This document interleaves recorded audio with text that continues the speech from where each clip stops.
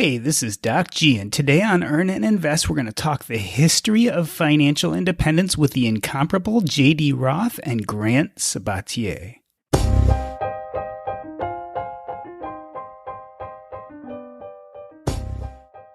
I used to think I was incredibly clever discovering the financial independence retire early movement until I learned about my step-grandfather. He retired at the age of 49 from dentistry and lived off long-term investments for the rest of his life. He moved from the expensive New Jersey suburbs to cheap Santa Fe and used frugality to cut his bills in half. He fired in the early 1960s and never worked again. He used all the advanced techniques we are so proud of inventing today. He was well ahead of his time, or are we just behind? Is anything new anymore? Or are we just recycling old ideas? What is the history and origin of personal finance and financial independence? And when did it begin?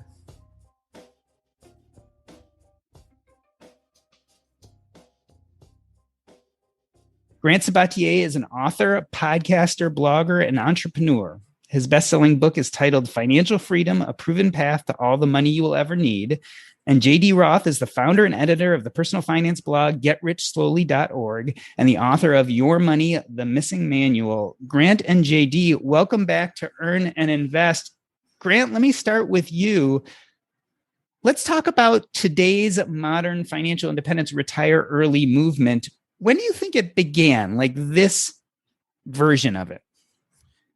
Yeah, that's a hotly debated topic. I think, from what I understand, FIRE as an acronym was birthed out of a Motley Fool forum in the early 1990s, an AOL forum. That's the best data that I have on the topic. I know some people who participated in that forum, and they confirmed that to me. Interestingly, it was mentioned around the time when Your Money or Your Life by Joe Dominguez and Vicki Robin was published in 1992. So the early 90s, really kind of post-1980s excess, really, I think, birthed the modern FIRE movement with both Your Money or Your Life and the mention in the Motley Fool forums. Interestingly, I think the FIRE movement, more than anything, has to do with the growth and the proliferation of the internet. And it has grown correspondingly, started with people conversing in a forum to blogs and now podcasts and YouTube and Instagram and TikTok. And as the internet and its many modes of amplification and participants has grown, so has this idea that you can live life on your own terms and use money to chart your own life path. JD, it's an interesting point. The internet has caused this proliferation. The FIRE movement has, in a sense, caught fire. But Grant also talked about Joe Dominguez and Vicki Robbins, Your Money, Your Life, 1992, a seminal work. Many people thought that at least most of the ideas were totally original. Am I right in saying that at least some of the philosophy dates back to Henry David Thoreau? Oh, absolutely. So I've actually asked Vicki Robin directly, like, where did you and Joe especially, because Joe's the one who developed these ideas, where did you get the ideas? And she directly attributes Henry David Thoreau and Walden and even Jesus Christ. She says that Joe was motivated by some of his teachings.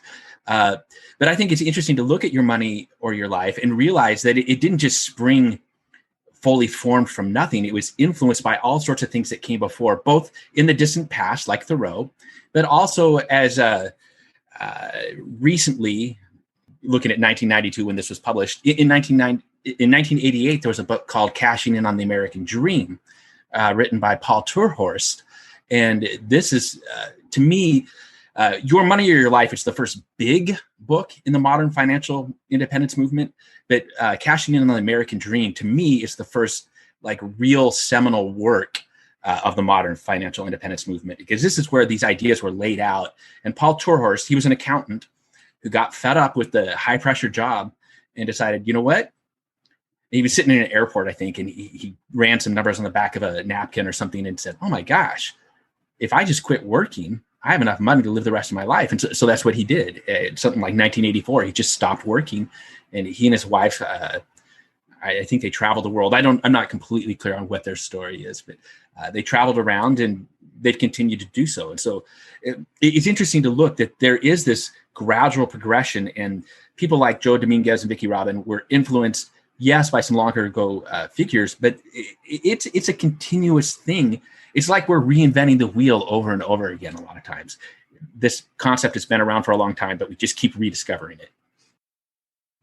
Grant, that begs an interesting question, right? So we have Your Money or Your Life. We have your book, Financial Freedom. We can go look at getrichslowly.org.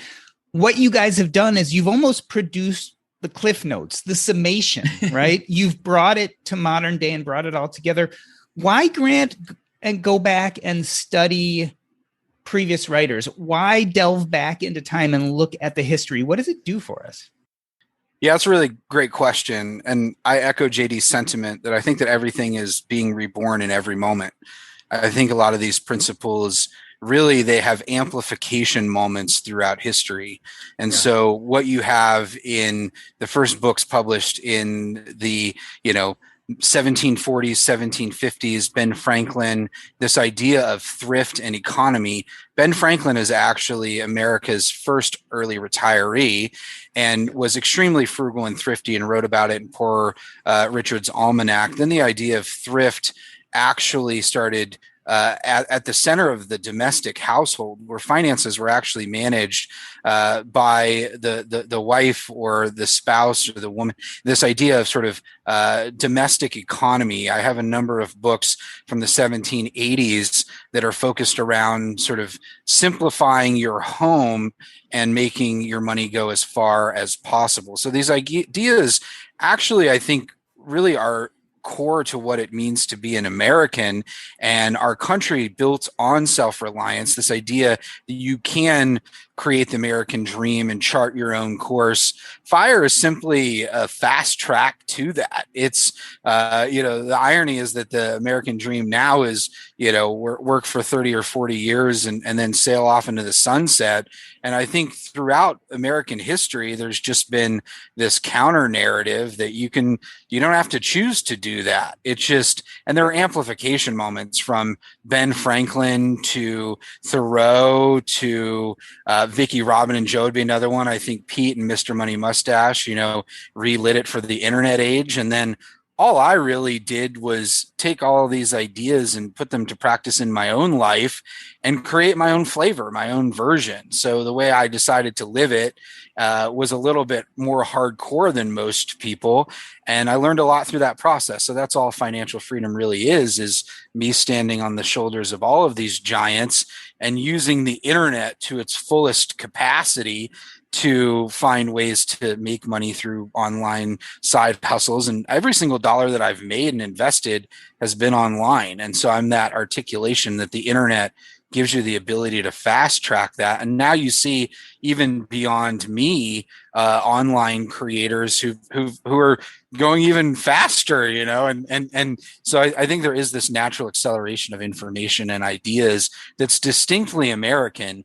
And the great thing about the FIRE movement is it's just continuing to change and be reborn in every moment. I mean, a huge inflection point in my life was when I first read Get Rich Slowly. I read Get Rich Slowly before I actually read Your Money or Your Life. And so this idea of frugality, that you could save and you didn't have to have a background in money. That was my biggest takeaway in reading Get Rich Slowly, is here's a guy, who doesn't have a background in money, who's figuring and who sucks with money. I sucked with money. Let's be clear. Exactly. And I sucked with money at the time when I found it. And so, we're all standing on the shoulders of these giants. And I think the purity of that message, the truth, capital T truth, tends to prevail and tends to spread. And I think that all of us are really the messengers of a message that's far bigger, than all of us, that's really, really timeless. And I think this is an interesting point. I recently produced a course, as Grant knows. I'm not sure whether Doc knows this. I produced a course for Audible about financial independence, and it too is just the cliff notes of like what this is what financial independence is. I had an artificial constraint. I had 5 hours. That was my limit, and so I did 5 hours worth of material. And the biggest criticism I see in the reviews is that this guy is just like repeating all this other stuff. And I'm like, well, that's exactly what I'm doing. And what's wrong with that? It's like, I'm trying to distill all this information into one place and produce the Cliff Notes version, just like you said. And like Grant said, standing on the shoulders of those who came before to try to like give this information and produce it in a digestible format. The wild thing, though, is this is going back to what was your actual question for me, Doc G. Why do we go back and look at what's written before? After I wrote Financial Freedom, I discovered a book called Financial Independence from 1908 that was published actually in the Chicago area by a savings and loan company. It's the first book titled Financial Independence that I've ever discovered. JD and I have chatted a little bit about it. But I read through this book. It actually had a very, very small production run and was only given away to new banking and loan customers for this bank. It was used as a marketing tool. But this book is the best book that I have ever read about financial independence. This thing completely puts my book to shame. And in fact, if it was published and I had found it before I wrote my book, it would have saved me a whole lot of time because I probably would have just recommended it instead. This book is extremely well written, really comprehensive. And I've generally found in my own book exploration and collecting that books written between kind of 1890 and 1915 tend to be the best books ever written on the topic. And I think there's a number of reasons for this. I think there's this rapid industrialization that's happening in the United States, as well as an innate sort of curiosity that's it's almost like the Enlightenment period in the United States. And so you have writers who just dedicated immense amounts of time and curiosity to a particular subject. And I really love the book, a lot. And I find that generally that books around the turn of the last century are just incredible resources on a particular topic. So, it's kind of like look back to look forward in a lot of ways. JD, I find this a little disconcerting, right? Because what Grant is saying is that some of the best books were written in the late 1800s, early 1900s. And we also go back to times like Vicki Robin, 1992, Joe Dominguez, when they wrote their great book. Yet we didn't have those amplification events at those times. Exactly. Like, so why, if the information is out there and you have these people who are throwing it down, telling us how it is, how come it sticks sometimes and doesn't other? Why, as we sit in 2021, are we lauding Mr. Money Mustache, and yet no one read this book in 1908? Well, there are a number of things going on here. First of all, the whole amplification thing is very, very important. And so if, as Grant's talking about, you're publishing a book called Financial Independence in 1908, and you're distributing it through a bank or a savings and loan only in Chicago, well, you're only reaching a limited number of people. And there's really not any way to connect with other people who read this pamphlet or book and get excited about it. Maybe your neighbor has it, maybe they don't. So there's no way to connect with other like-minded people. Here in 2021, it's easy to connect with like-minded people on any number of subjects. And there are pros and cons to that. We've seen some of the cons in the past year, 18 months. But some of the pros are, if you're researching a topic that tends to be difficult or niche, like financial independence, everyone wants to be rich, obviously, but not everyone wants to do the work required to achieve financial independence or to get to early retirement.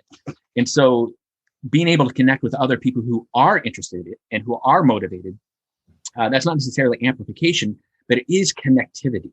And in the modern internet age, we have greater connectivity. So it's easier to connect with other people. And I think one of the reasons that we don't look back to these older things like a 1908 book is just that although it's great, I'm sure Grant will admit that a lot of the information in there is probably dated, or a lot of the examples anyhow. So if he wanted to go through and update it and say, oh, here's this great book I found in 1908, here's an updated version of it. Okay, that might take off and it might be useful. But I know that one of the books that he and I both love is called Money and How to Make It, which is from like the 1870s or something like that.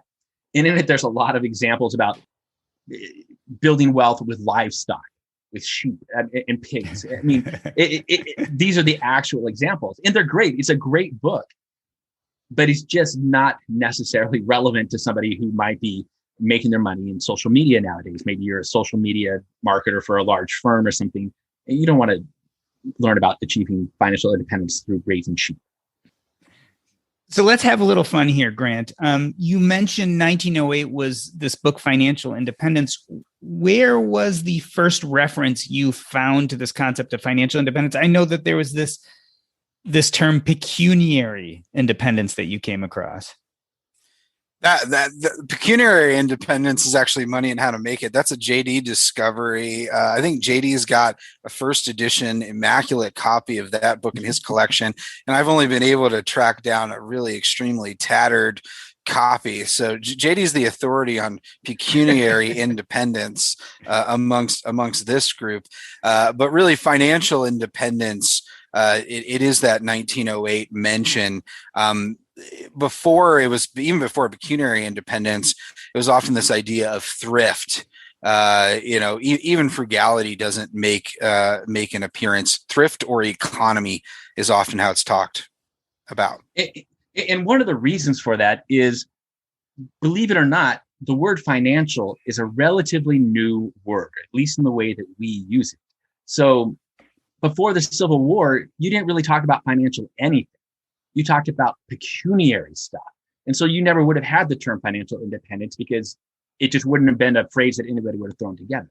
So pecuniary is the word they would have used instead of financial.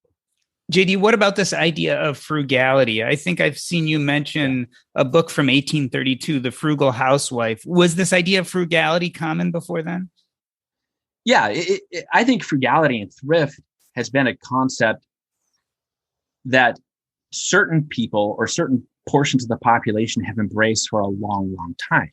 And The American Frugal Housewife is a perfect example of that. And I think that relates to the type of books that Grant was mentioning earlier, where these concepts were first introduced. Well, and Ben Franklin's really like the first one, and then all these other things came after. You see references to frugality and thrift throughout history. You have different people. You can go all the way back to the fable of the ant and the grasshopper, which is like 600 BCE or 500 BCE, something like that. That is essentially frugality and thrift. You've got the ancient Greeks talking about it. And you have parables in the Bible related to the frugality and thrift. And so these notions have been around for a long time because people have struggled to manage their money for a long time.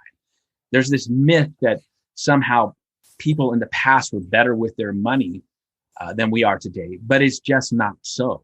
You have a lot of people. I see articles from time to time about how, well, in my grandfather's day, the Depression is a good example. People didn't use debt. They absolutely use debt. Debt has been around for a long time. Consumer debt has been around for a long time. It's not a new thing. It's not like we were somehow financially or pecuniary pure in the olden days. We weren't. People have had these struggles for decades, if not centuries or longer. Yeah, I think it's also important to mention the Scottish author Samuel Smiles, who in 1859 wrote a self-published book titled Self-Help, and actually is credited as creating the self-help genre. The self-help book became a massive success and then started spreading into the U.S. And it's actually the first book in a three or four part series. And the third book in that series, actually in 1875, is titled Thrift. But it's interesting that the creator of the self-help genre, this idea that you can improve your life through optimizations in your physical health and your financial health and your organization and in your business health. Money was such a core part of that philosophy and of that book. And I think you see from that, obviously, the massive multi-billion-dollar self-help genre that's been created in the United States. And I view financial independence as really an offshoot of that, as a sub-niche topic of that, diving deeper ultimately into money. And I echo JD's sentiments that when something's being reborn in each moment, it needs to be localized within the particular climate and the ecosystem that we're in. And so you see that now. A lot of the self-help books today, they're just even something like, Mark Manson's work, he's just pulling from, Buddhism and Taoism. And, it's kind of like, I think we're in like the mash tape, era, or the mixtape era of self-help, where people are pulling things throughout history. You see a lot of the, obviously, stoicism creeping into financial independence and mindfulness creeping in. And, it really all is kind of the same thing, at its core. But that's what makes it interesting, is because people are able to bring it into the present and talk about it through their own experience. And what I think is interesting, Grant, that you bring up all this, these examples, Mark Manson and the stoicism stuff. So much of this goes back to simplification and simplicity and simplifying your life. And I don't really have a point that I'm making here other than listening to you. It reminds me that a lot of times when you're talking about frugality and thrift and Walden building his cabin by the pond, it's these people trying to just simplify. And I think that's an interesting thing, that it's not just now that we have this simplicity movement or minimalism movement. It's been going on for a long time. It's just this human drive to make our lives too complicated.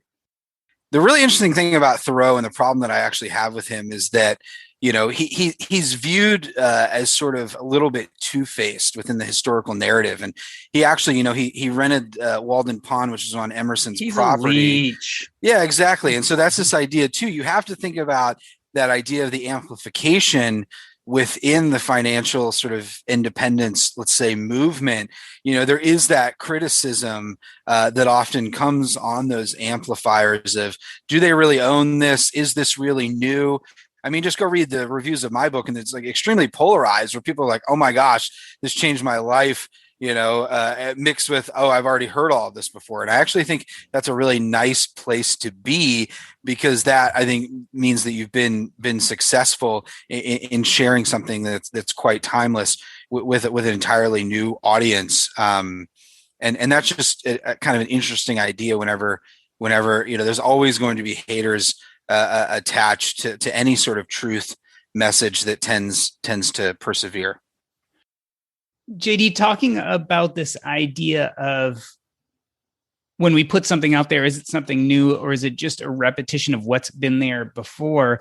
One thing that I don't think there was a lot of reference to until maybe the late 1800s was talking specifically about the stock market. When did the books about Wall Street come to fruition?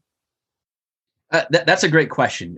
Grant might know more than I do on this topic, but from my experience, the books that I have in my collection, the books that I've seen, the stock market really became big in the late 19-teens and into the 1920s, because, of course, the stock market boomed during the 1920s. And so there's not a lot of discussion about it in the 30s or 40s, but then getting into the late 40s and into the 1950s, again, the stock market comes back. And in fact, a lot of the books that I have on financial independence or building wealth that were written in the 1940s and 1950s are exclusively about the stock market and nothing else. So I think it's also interesting to bring up the notion of retirement. You mentioned the fact that the stock market doesn't come in until the late 1800s possibly, but neither does retirement, because the notion of retirement didn't exist to then. And I don't want to distract us, because I want to, maybe Grant knows more about the stock market stuff.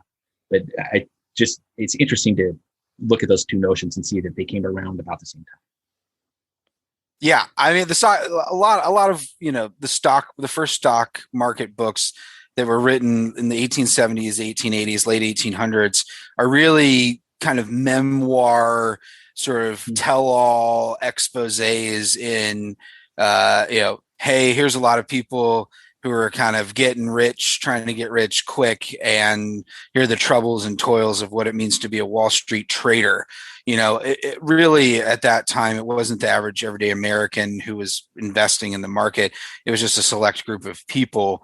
What you start seeing in the 1920s and 1930s, and then of course with the work of Ben Graham and his book, Graham and Dodd and his book Security Analysis, and then the Intelligent Investor, Warren Buffett's favorite book, you start seeing strategies come out around how to quote unquote beat the stock market. In 1920s, 1930s, 1940s, there was just this proliferation with the great Roaring 20s of here's how you can invest in the stock market. And like most things in the money world, probably 95% of it was, complete BS and just a marketing strategy and a ploy.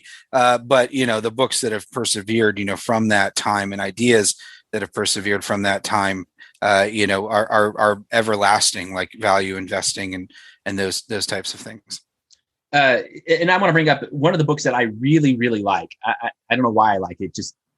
I guess it's more homey. It's a book from 1919 that's specifically about investing in the stock market. It's called Financial Independence at 50. And it is a collection of essays that were published originally in a magazine. I don't remember the name of the magazine. Wall Street Journal. It was Wall Street Magazine is what it's called. Okay. And it's great to read these essays because they got little charts and they talk about financial independence and where you should be along your journey, but it's all about the stock market. And it's 1919. So at least by then, and it was written for the average everyday investor. So at least by 1919, it was possible for a person, if they had interest, to invest in common stocks and to make money that way. And there really weren't that many companies back then, too. So there's always exactly. There's like very few companies, very few industries. Like the earliest stock market books are like on how to invest in grains and, different commodities. And, it's very, very simple in that case.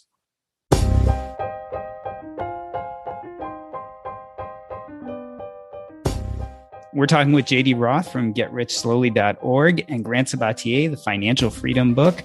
We're going to take a short break. I'm Doc G, and this is Earn and Invest.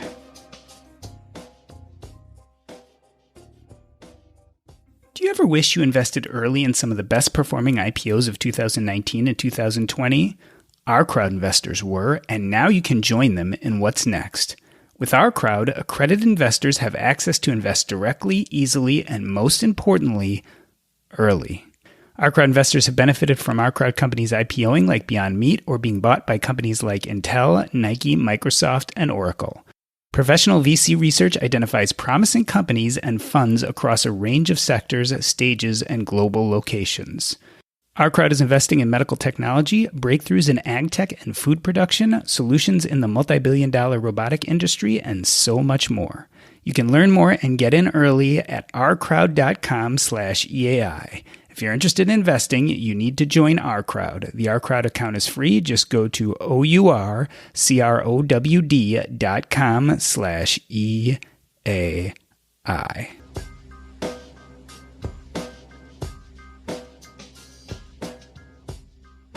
Let me reintroduce JD Roth and Grant Sabatier, part of the Financial Independence Retire Early movement. Grant, we've talked about how wonderful some of these early personal finance and financial independence books were. Is there anything we're doing better today in the current literature that they weren't able to do back then? Wow, that's a really good question. I don't know. I really don't know. I think that we have this myth that things back in the day were perhaps a little bit slower and a little bit easier, but that's of course a complete myth because early 1900s, you've got the First World War, you've got extreme economic sort of disparity. And so life has always been hard for most Americans. There is a level of idealism that I see in books that are written early in the 20th century. There's a belief that not only can you make it, but that we can make it. I think there was a collective focus. I think there was a high level of patriotism in the United States, a high level in belief in community. I think we were much more united as a people and a nation.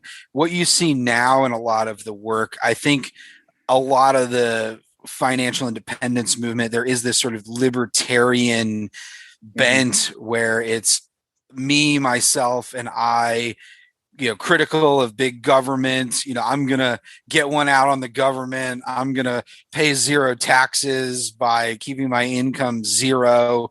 There is this sort of like me, myself, and I narrative within the movement that I don't particularly like. And there's just a level of skepticism generally. No, your money's not going to last you forever. No, that's not going to work. Once this hit the mainstream media, they just could not and still do not fathom that there is a different way to live, even when you show them how you did it.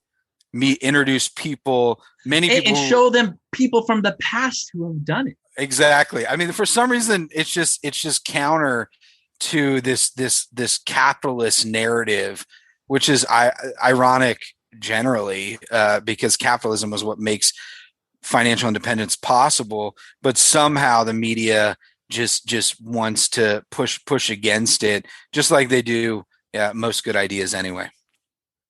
So I think Grant's onto something there. And I think one other difference that I see anyhow is when you look at the information that was produced in the past, the books that were written in the past, the frugal housewives from the early 1800s, notwithstanding, generally speaking, these were wealthy white men paying for wealthy white men. And I'm not trying to be political here. It's just what it was. These were people who had money, and they come from positions of power, and they're writing for other people who have money and come from positions of power. So one way that the financial independence movement is different today is that there is a much greater proliferation of voices from people across the spectrum of wealth, gender, race. You've got all sorts of different people producing material to try to help people at different stages of the journey. A lot of the conversation in the past couple of years has been centered on how can we help people with lower incomes achieve financial independence, or at least greater financial independence. Because this gets to one of my pet subjects, how financial independence isn't one thing, it's a spectrum. I really like that we've moved from this kind of echo chamber where it's a certain group of people writing for each other. And now we have more people writing for a wider range of audiences. And so we can help more people. I like that. Grant, let's ride off this idea of a broader range of audiences. I feel like the tenor of personal finance books changed a little in the 1980s and 1990s with Susie Orman and Dave Ramsey and Robert Kiyosaki. One of the things that might have changed is the ease of credit. I know that the rise of credit cards started sometime in the 50s and 60s. Has debt become a bigger part of the modern conversation? Yeah, I think debt absolutely has become not only a part of the modern conversation, it's pretty much the only conversation. And so what happened was, before, when credit, it was at your local bank or you borrowing from a friend, once it became, widely available, people got themselves into trouble pretty quickly. And so personal finance shifted from being, here's how to manage your home and your family responsible, to here's how to climb out of whatever hole that you unfortunately have found yourself in. And so it's this shift from somewhat of an abundance to a scarcity mindset. You start seeing a lot in even the 80s and 90s, the work of Kiyosaki and Orman, and there's an element of shaming involved in their approach, in Dave Ramsey's work, where it's kind of like, you got yourself into this pit and now you got to get yourself out. Of course, sort of systemically, there's a lot of reasons and educationally why people have fallen behind. But I do still think that personal finance, unfortunately, has sort of a shaming, negative, you mess this up, you're broken, you're wrong narrative associated with it. And that's from those sort of legacy creators. I don't know, you watch one of Susie Orman's seminars and you just don't feel very good about yourself once you get through it. That was one of the things I was extremely focused on in my own work is taking a positive slant. I know that, a lot of what I did, I co-opted from JD in that sense, where there's this positive mindset of, hey, I'm going to figure this out. Hey, I'm smart. I can do this. There's a positive, optimistic tone to it. Hey, I didn't know anything about this, but you can do this too. That's extremely important. And when you want to motivate others to change their life, I mean, this stuff, it's not complicated, but it's not easy by any means. And so, I think it's all of our responsibilities to, help people understand, not only how the system works, but, that there are other ways to live.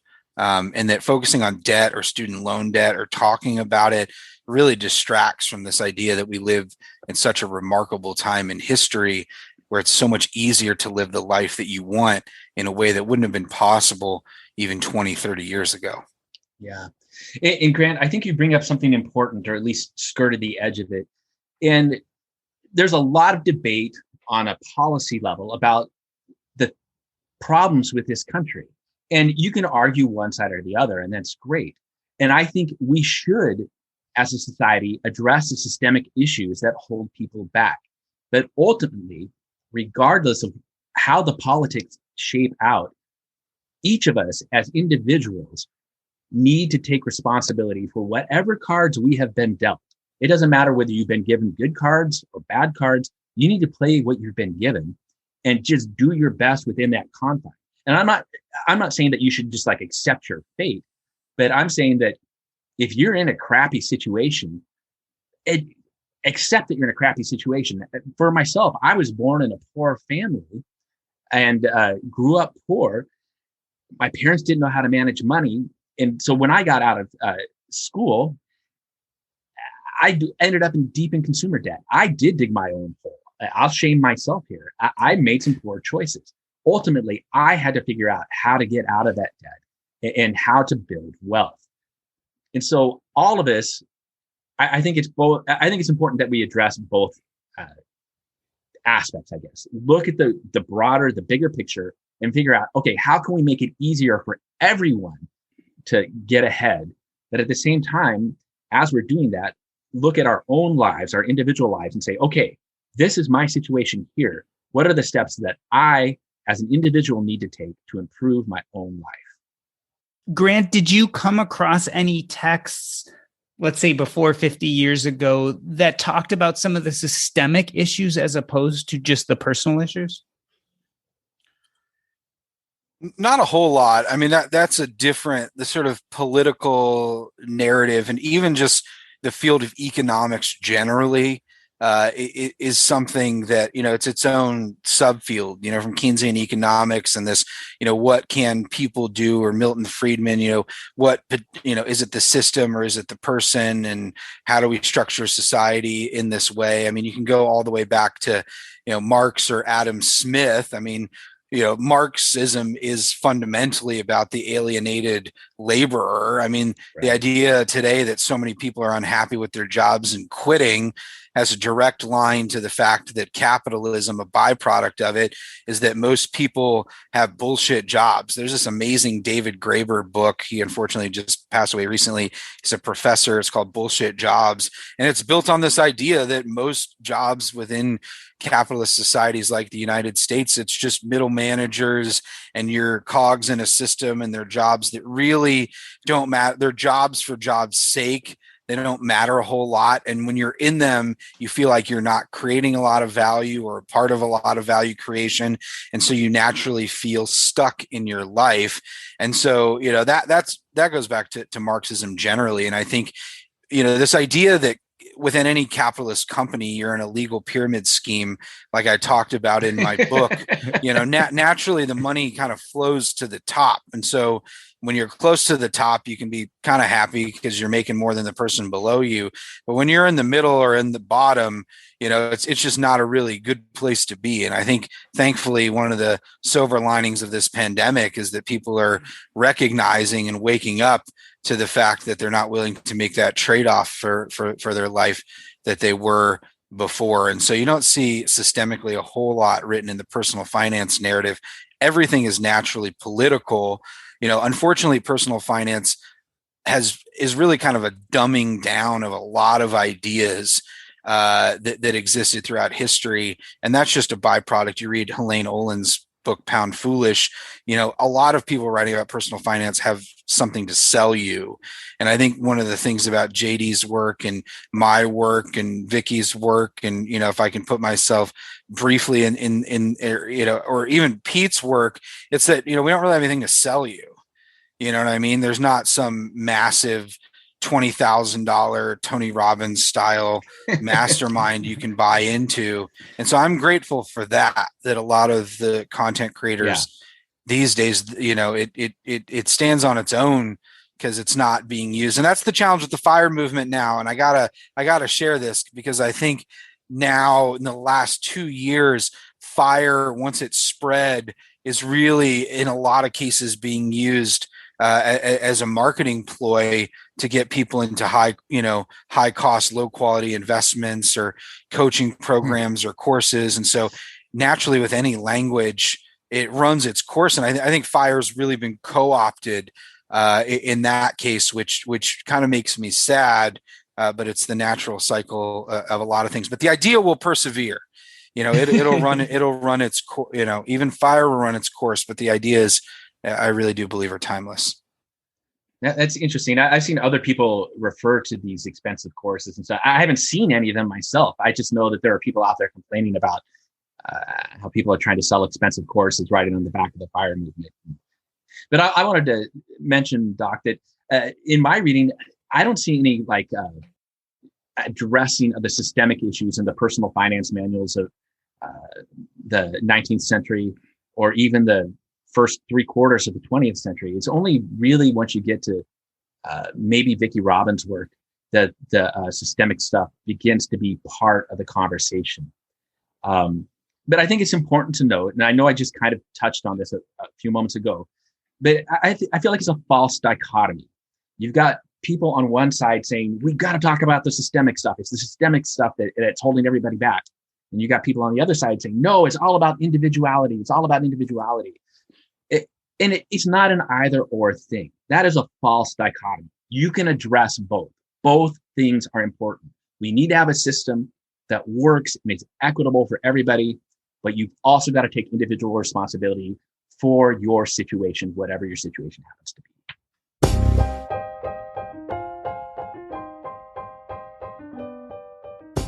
We're talking with JD Roth from GetRichSlowly.org, as well as Grant Sabatier, the Financial Freedom Book. I'm Doc G. We're going to take a short break. This is the Earn and Invest podcast.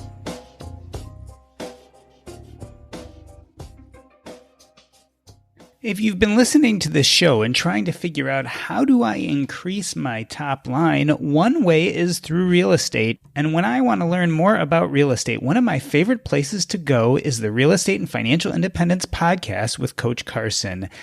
This podcast is all about how to use real estate as an asset class to get ahead towards financial independence. There are two types of episodes, one in which the coach himself gives you all the tips and tricks on how to make money in real estate. The other is where he has guests, proof of concept, real life examples of people out there like you and I making real estate work towards their financial independence plan. It is a wonderful podcast. I hope you check it out. Go to CoachCarson.com. Again, that's CoachCarson.com. Take a listen. You won't regret it.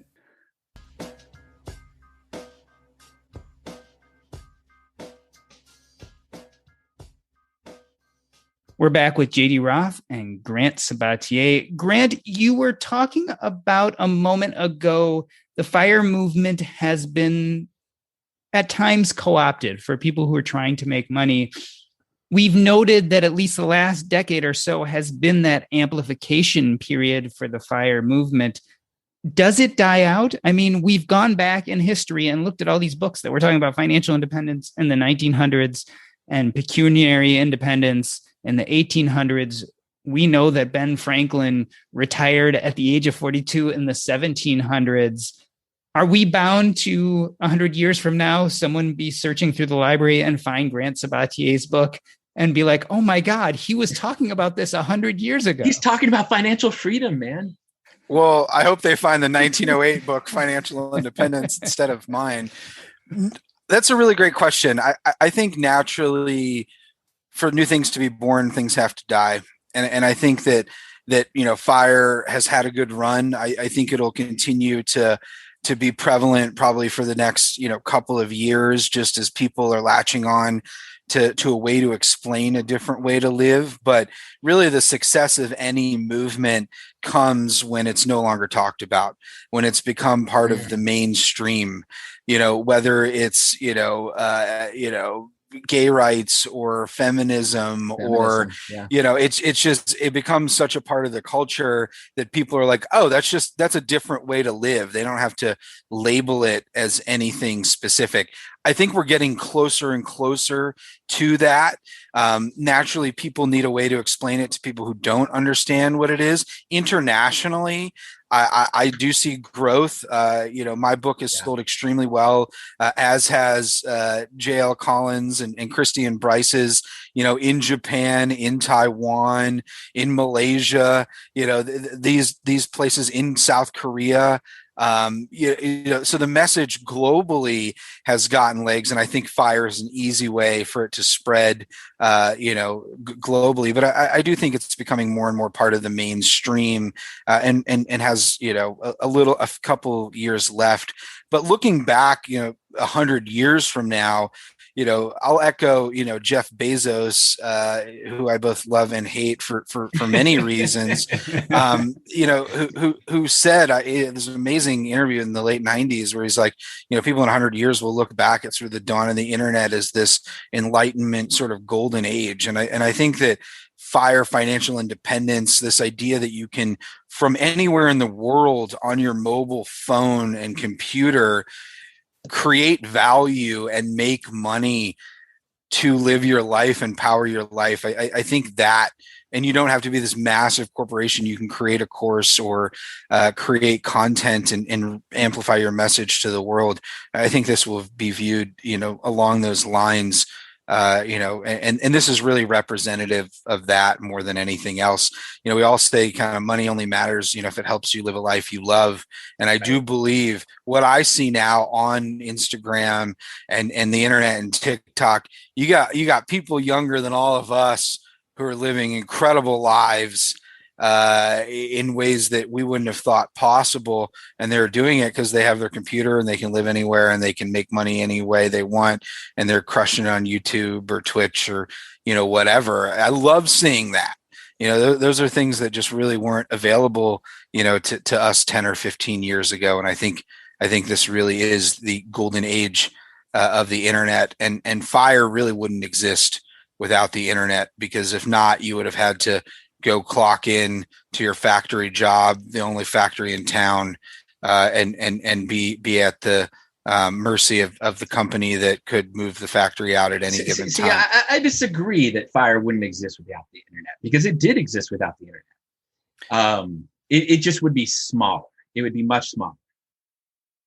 I think there's a difference between frugality and FIRE. I think there's a difference between those two things. I think that being an entrepreneur in some way is a core part of FIRE in today's narrative. Obviously, it's a choose your own adventure, but I think that being frugal and working at a job for 20 years or being a dentist in your local town, I think that is one path to financial independence. But I think this idea of FIRE, living life on your own terms, has only expanded because you can take kind of the location and you can democratize the information. That's the thing. I wouldn't exist. I wouldn't know this life was possible if I hadn't have somehow, however I stumbled on your blog. It's the connectivity. Exactly. what I'm thinking of is most of the examples that I know in real life of people who have achieved financial independence, they are not people who are doing internet work. It's not people who are doing blogs or videos or in any other ways making money from online. I think of my ex-wife's neighbor. He's a retired shop teacher, and he achieved financial independence through savvy investing and frugality, a combination of the two. And he's now like 85 years old, but he did a great job with that. And he achieved FIRE without having those labels for it. And I think of the people who I live in the Portland, Oregon area, and I often meet with readers when we don't have a pandemic. And I've met with many, many readers, and none of the people that I've met with are people who are actively involved in making money online. They're people who are career counselors at local colleges, or there's a car salesman I know who's working towards financial independence. These are people who are approaching the subject and who are motivated to pursue early retirement, but without the internet. But I do agree that the connectivity makes it a lot easier to get the information and to spread the message. Yeah, that's all. I mean, the internet. You're meeting with those readers because they found you through the internet, and you're able to invest on, your phone, or, it's this access to information. And money making is just another potential, even if it's not directly making money. It's the fact that you can look on Glassdoor and see your salary compared to someone else, to your company, or, it's just the more transparency of information. JD, how do you think the pandemic has changed things above and beyond the acceleration from the internet? Has the pandemic itself changed the FIRE movement? I don't know. That is a great question, Doc. You and I were talking before the show about how we feel like there's been this great pause. Those aren't the words we use, but there's been like this, at this point, almost 18-month pause where we haven't talked to people. We haven't seen people in person. We haven't had the conversations that we used to have all the time. And so I don't know what's going on. I don't have a good feel for what people are doing, how people are handling their jobs. I know a number of people were out of work for many months. My girlfriend, who's a dental hygienist, I think she spent 3 months without work. So that affected her ability to save. She had to live on her savings. It set her goals back a while. I don't know. I don't have any easy answers for this. I'm curious to see what happens as we pull out, if we pull out of this whole thing. Grant, the pandemic, how do you think it's changed things? I think it's largely been positive for the financial independence movement. I think the savings rate in the United States hit an all-time high. It's kind of looking at the silver lining here. It's like, so we're saving more money. We're being more intentional about how we spend the money. The people who have been invested have a little bit fatter of a nest egg and have acquired a little bit more freedom. I think generally, too, one of the benefits is that we have realized, both individually and as a culture, just how fragile life is, and how something can change so rapidly that you can only, and not just life, but our economy, the whole society. I feel like over the past 18 months, I feel like I've recognized that society in general and the economy is pretty fragile too. Yeah, it's the illusion of control. I think we all feel like, for some reason, that we can control, when we're going to die or what's going to happen in our life, but we actually have so little control over what's going on. And I think it's really hard to recognize and kind of embrace that.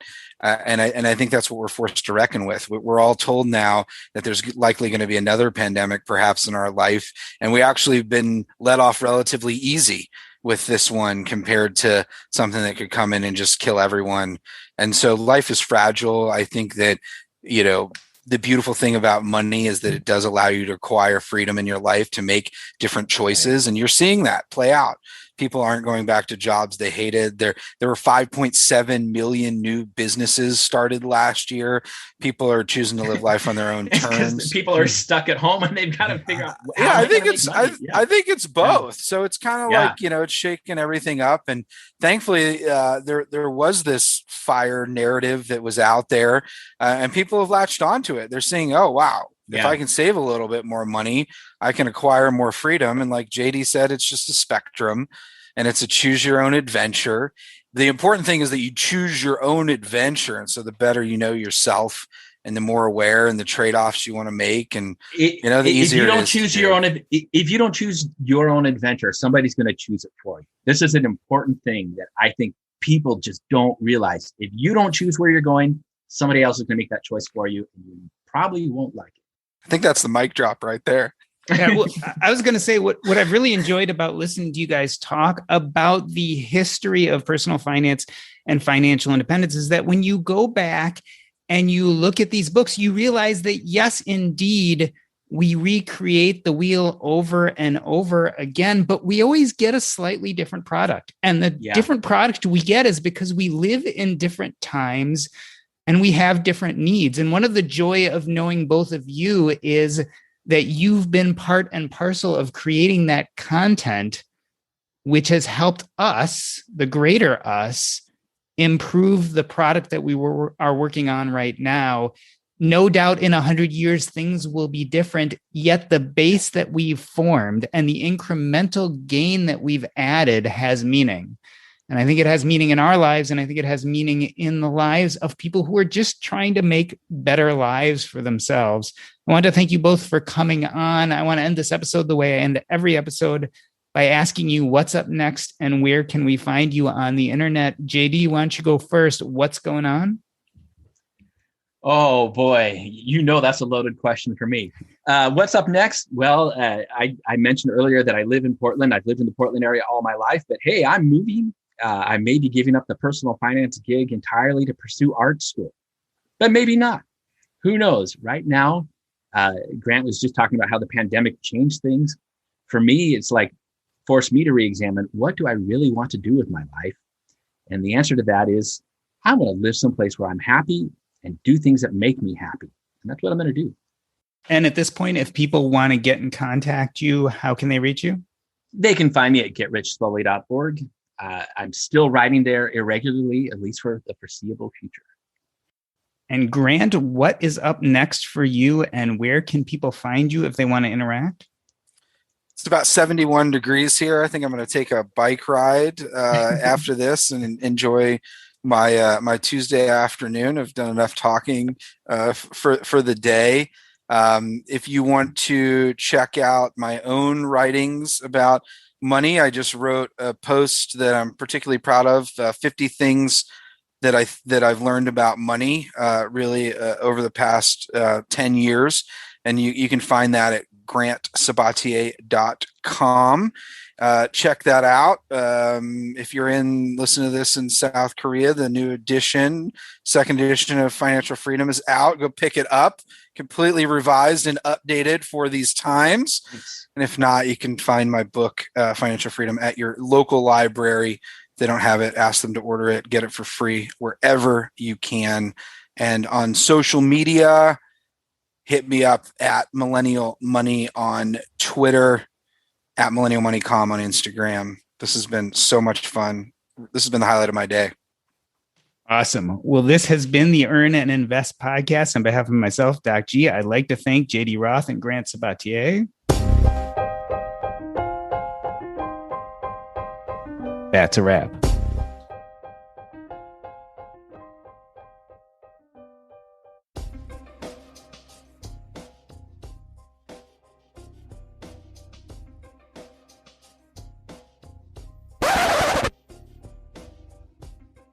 That was a lot of fun, nice, guys. Yeah, I liked it.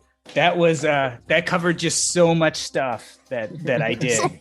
There's a lot in there, yeah. That was fun. Yeah, and my point was, the whole point of the talking about the history, besides the fact that the history and the books are cool, is actually to get to that second half of, okay, like what does this mean? And so that was a lot of fun because I think with that last half or quarter, which is exactly what I wanted, we really spent a lot more time just kind of talking about, so what does this mean to us?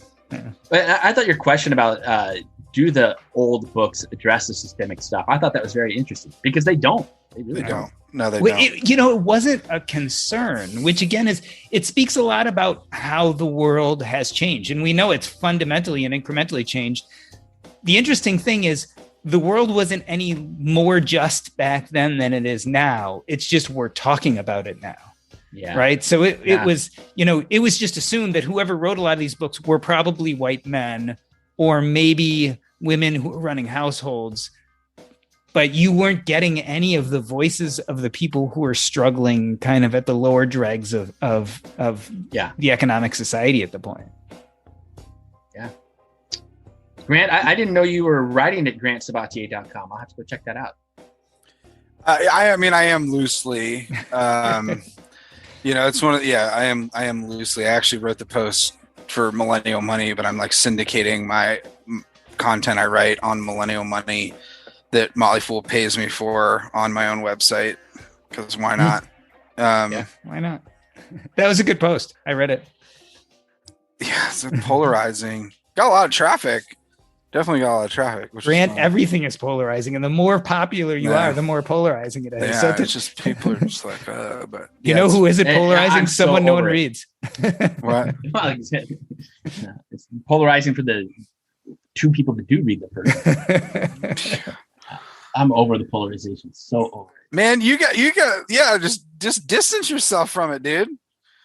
Well, that's the plan. That is the plan. That's don't go maybe make economy your last thing or something. You know, gotta well, at this point, go ahead. You got to put a stake in the sand or something. Just be like, I'm going to take. Just don't participate in it. You know, you don't have to.